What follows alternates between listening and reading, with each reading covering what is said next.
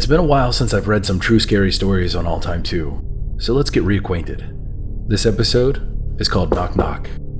If you enjoyed this video and you want some more, I have 3 previous True Scary Stories videos to watch on this channel. Please enjoy. 2003. So my ex and I are checked into a coastal resort where the cottages are far apart, say 200 meters or so. Around 11:30 p.m., while we're both drinking beer with the lights turned off and only the TV on, the handle to the door suddenly rattled violently, like someone was trying to forcibly get it open. Now there was no double lock on the door, so my first reaction was to jump up from the bed and block the door with my weight. The force of my thrusting must have been heard from the other side, but the twisting of the doorknob continued. After making sure the door wasn't going to just fly right open and that the door handle and lock would hold, I got down on my hands and knees on the floor and tried to look through the gap underneath the door. There was nothing. Not a pair of feet or anything. But the doorknob just kept rattling. I should point out at this point that the gap between the floor and the door was enough for me to see outside, or at the very least notice any changes in light or shadow caused by movement. But there was nothing. The turning of the doorknob then stopped, but I never heard any footsteps or any other noise. I waited a few minutes and then I opened the door. Everything was quiet. No one was around. No footprints on the sand or surrounding the cottage.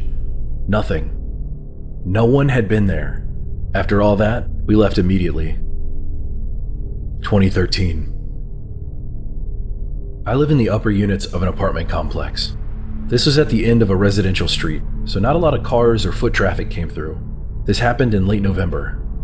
I had just brought home my newborn son from the hospital. He was on a Billy Light for jaundice, and needless to say, I was already a nervous wreck. The second night that I had him home, I heard a knock on my door around 11 p.m. I looked through the peephole, and there's a woman standing there. Now, I know my neighbors. She wasn't one of them. There was no way I was going to answer this door with just me, my newborn, and my 4-year-old daughter. The lady continued to knock on the door for what felt like minutes, but I refused to answer. When she eventually stopped and it got quiet, I checked the peephole again, and she was gone. I still had this weird lingering feeling, so I peeked through the blinds, and this lady was standing in the courtyard, just staring up at my window. She obviously saw me looking because she came right back up and started knocking again. At this point, I was trying to figure out why she would be doing this, like maybe her car broke down or something and she needed to use my phone, but I wasn't buying it. Why wouldn't she go to all of my neighbors' doors if she didn't have a phone and needed help? Also, why would she stand in the middle of the courtyard in a snowstorm staring up at my window after I didn't answer the door?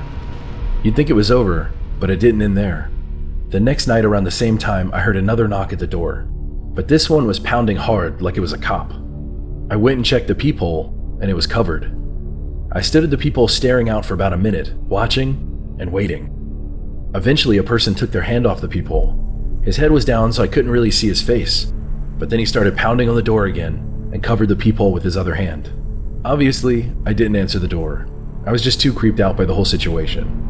Who knows, maybe it was a coincidence to have 2 people knocking on my door in 2 days, but I wasn't about to find out why. I wish I had a better resolution to this story, but nothing ever came of it. I didn't call the cops and it never happened again. I still think about it a lot though. Like, did they know each other? Were they planning something sinister? Was it just a coincidence? What would have happened if I had answered the door to either of them? It's a small town, and at the time I was living in a fairly secluded area. I'm also a very private person, and not many people aside from my family and really close friends know where I live. So who were these people? And what did they want?